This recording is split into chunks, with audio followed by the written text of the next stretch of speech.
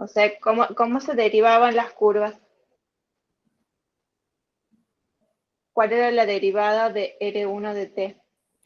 Una cosa, yo antes de seguir, ¿por qué los vectores tangentes nos dirían, digo, aunque sea gráficamente, habría que pensar un poco por qué los vectores tangentes nos están dando el ángulo entre, o sea, por qué el ángulo entre los vectores sería el ángulo entre las curvas? Porque es el sentido de crecimiento que tiene esa curva, o sea, en qué dirección crece en ese punto, de cierta manera. Sí, va, no sé si me interesa mucho a dónde crece. O sea, pensándolo más bien gráfico, es como el vector tangente sobre un punto es justamente una especie de recta que muy cerquita del punto, como que lo toca solo ahí. Es como lo mismo que pensaban en la derivada de análisis 1. O sea, podríamos sacar el ángulo entre las rectas tangentes, sería la idea. Sí, sí, eso, claro, exactamente. Pero pensar por qué esos vectores tangentes nos están dando justamente como una especie de aproximación a la curva en el punto, ¿sí? O sea, es como, se parecen mucho, mucho a la curva, la tocan solo en un punto, solo en en el punto donde lo estoy calculando, y ahora sí, ya, porque ángulo entre cosas que no sean rectas, mucho que uno no tiene, ¿no? Digo, cuando uno piensa en dos ángulos, en un ángulo formado por dos cosas, si esas cosas no son rectas, digamos, supuestamente son curvas, es raro calcularle un ángulo ahí. Entonces es como que nos adaptamos y decimos, bueno, está bien, vamos a definir el ángulo entre dos curvas como el ángulo de las rectas tangentes que lo cortan en el punto. Porque más o menos muy cerquita del punto, esas rectas tangentes o esos vectores tangentes se parecen mucho a la curva. Es como que imitan su, su ¿cómo es? Su forma haciéndolas rectas, digamos, una aproximación, lo que llama aproximación lineal. ¿Mm? Bueno, eso nomás, como para pensarlo gráficamente, ¿por qué estamos haciendo esto? Y ahí, ¿qué ángulo tomaríamos? Porque si se intersectan dos rectas, forman dos ángulos diferentes. Bueno, pero vos pensás que es como que el origen de esas dos rectas es el punto de esta intersección, ¿sí? Y crecen eventualmente para el lado que tengan que crecer, ¿sí? Es como, yo tengo el punto y le salen del punto dos rectitas, ¿sí? Hacia donde apunte cada recta, ese ángulo que forman es el ángulo que se está calculando, ¿sí? Te lo da el teorema eso. O sea, te lo da esa fórmula que puso Joan ahí. El coseno del ángulo, bueno, ¿qué ángulo? El ángulo comprendido entre las dos rectas, mirando las dos puntas hacia afuera. ¿Está bien? ¿Se entiende, Pedro? Capaz que ¿Se con un entiende? dibujo. Sí. Bueno. Igual el otro es simplemente, o sea, de los cuatro ángulos, el otro es el complementario, ¿no? Es el que completa 180. Sí, creo Es casi igual. que el teorema también hablaba del ángulo más chico en algún momento, ¿puede ser? Claro, a ver si es obtuso el ángulo, capaz que no sé si tiene. Habría que revisar ahí los apuntes de los profes. Sí. Mm.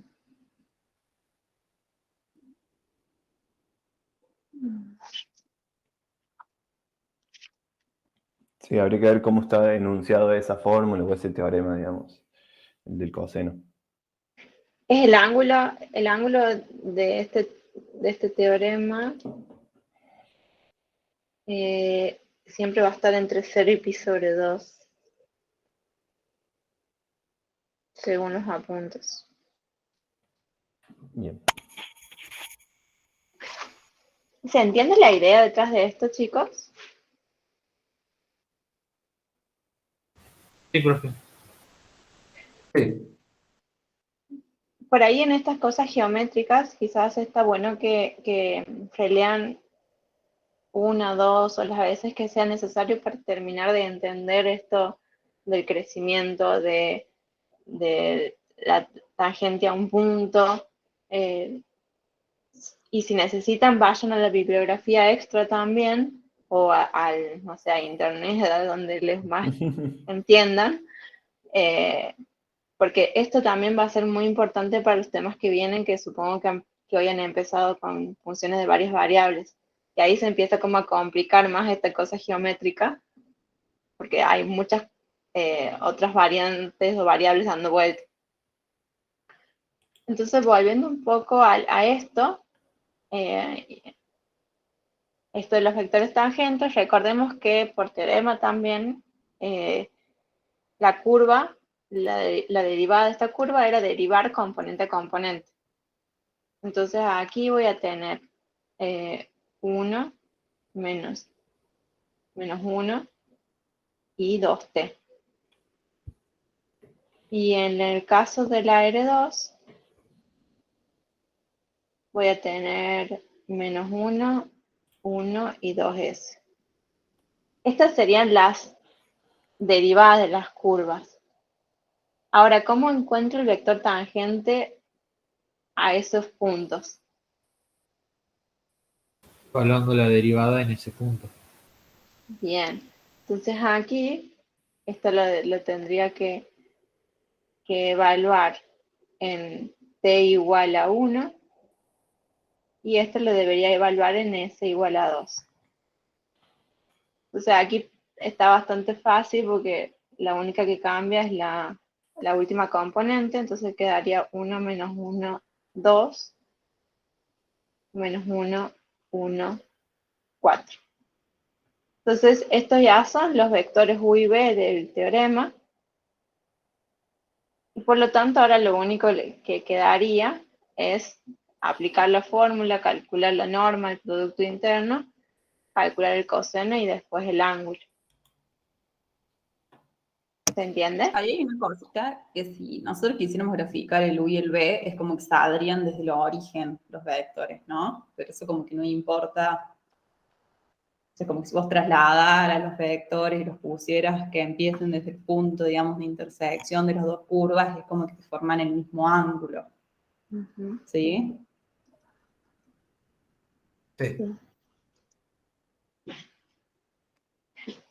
Entonces, aquí como queda tarea calcular el ángulo. En eso supongo que no hay mucha duda porque se aplica la fórmula, ¿no? Sí. Y después aplicamos la inversa para conseguir el ángulo o lo dejamos en el coseno.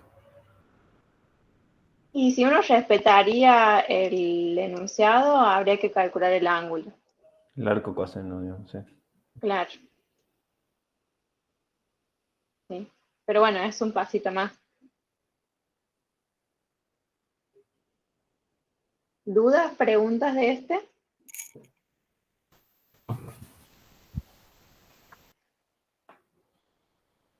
Hoy en el teórico han empezado con funciones de varias variables, entonces.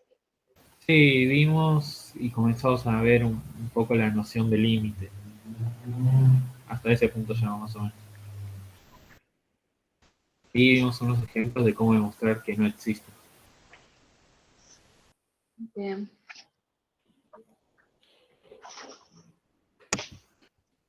Y con el práctico anterior, ¿les queda alguna duda de algún ejercicio?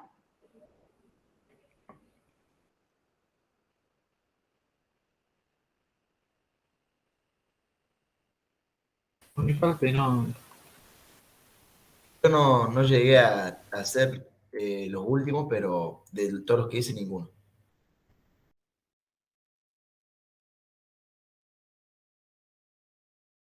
Profes, a mí yo tengo una duda en eh, el cómo encarar el ejercicio 6, uno bastante pasado. ¿Del práctico 4? Sí,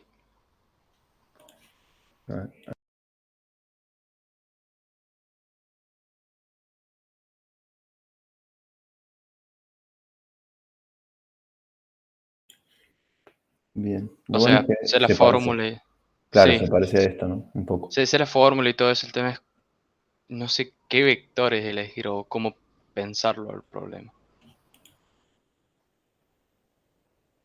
Claro.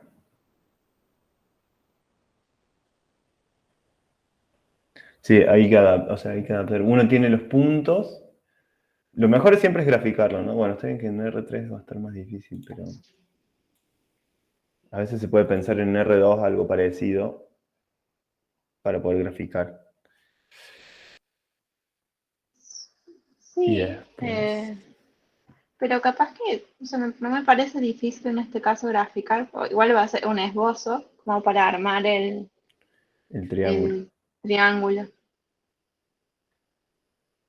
Bien.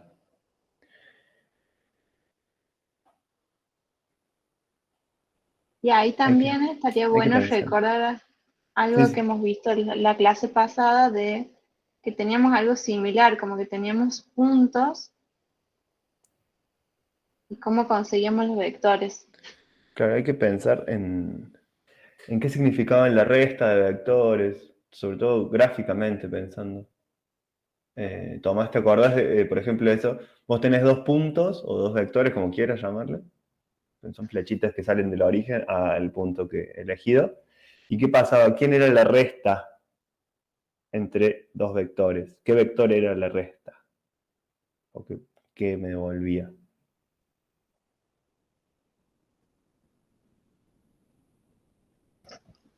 Me mataste con la pregunta. O sea, pues yo te doy un A, un B, y ahora te digo, bueno, a ver, graficame A menos B. Sí, ¿Eso A no, menos, no lo vieron? A menos B es como la línea que, si no me equivoco, une los puntos de los dos vectores. Lo podrías pensar así, si no me... Solo que desde el origen, obvio. Claro, sí, sí. Bueno, si es entonces si la resta es eso, pensá, si no te sirve, digo, ahora tenemos un triángulo y que le queremos sacar ángulos. Nosotros sabemos sacar ángulos entre vectores, ¿sí? Eso es lo que hay que usar es básicamente esa fórmula que está ahí en la pantalla. ¿Sí? No hay otra, no podemos irnos mucho más. Entonces, pero lo que nos dice esa fórmula es que sabemos sacar ángulos entre dos vectores. ¿Sí? Ahora nosotros entonces nos gustaría agarrar el triángulo y tener a sus lados pensando qué vectores son. Si ahora sabemos qué vector es cada lado, ¿sí?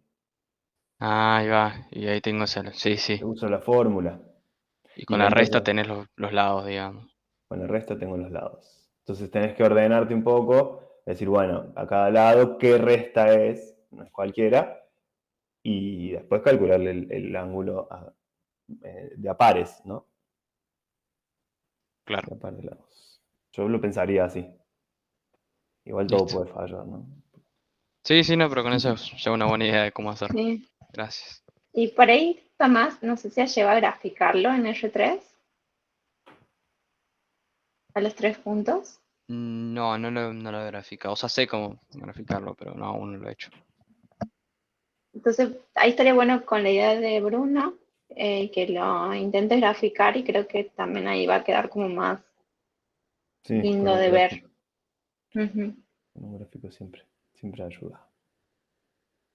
Cualquier cosa contanos, o si lo quieres ir haciendo ahora y nos vas preguntando. Claro. Sí, sí, yo si tengo una duda les aviso.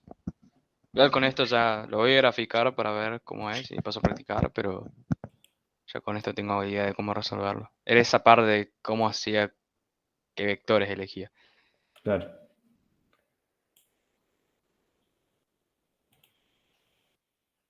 Bueno, recuerden que están habilitadas las preguntas, ¿no?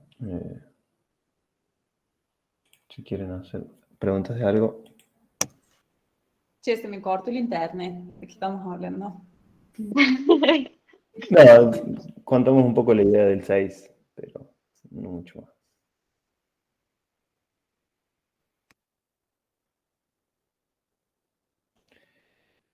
Bueno, lo que dice Juan, sí, GeoGebra 3D también pueden aprovecharlo. No se confíen, ¿sí?